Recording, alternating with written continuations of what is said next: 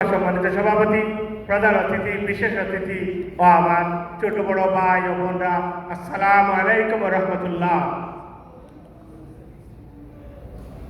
আজ বাঙালির জন্য একটি সুখের দিন, বাঙালি জাতির জন্য। কারণ ওই দিনেই আমরা হারিয়েছি আমাদের জাতির পিতাকে, আর বিশ্বের জন্য সুখের দিন, তারা হারিয়েছে বিশ্ব নেতাকে। জানেন আজকের এই দিনে বিশ্বের বর্তমান পরিস্থিতি, আজকের যে দিন চীন, আমেরিকা, রাশিয়া যে অবস্থা, তাদের নেতৃত্ব দেওয়ার মতো কেউ নেই।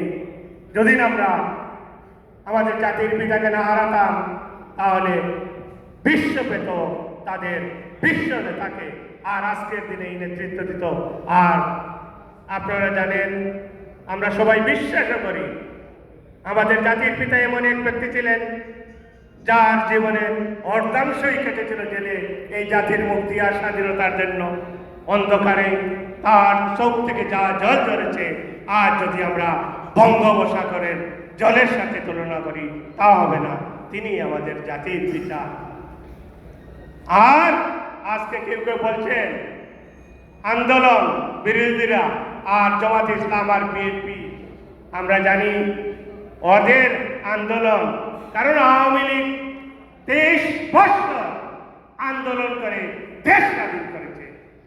তাই আওয়ামী লীগ আন্দোলন করতেও জানে, আওয়ামী লীগ আন্দোলন রুখে দিতেও জানে।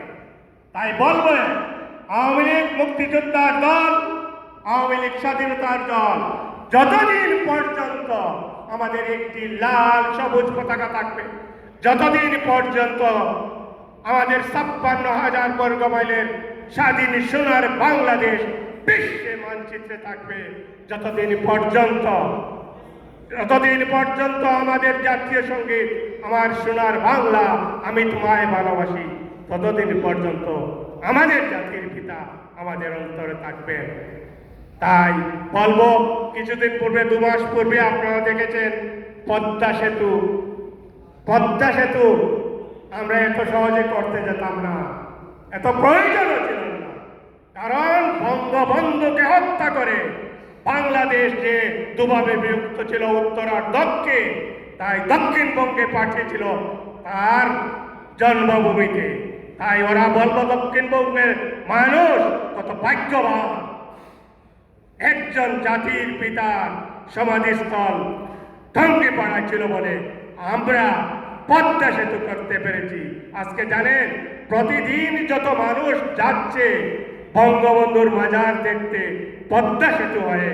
তাই বলবো, ওরা বিএনপি আর জামাত, তাদের নেত্রী কিছুদিন পূর্বেই 3-4 বছর আগে বলেছিল ওরা করতে পারবো না, আমরা গেলে 2টি করব।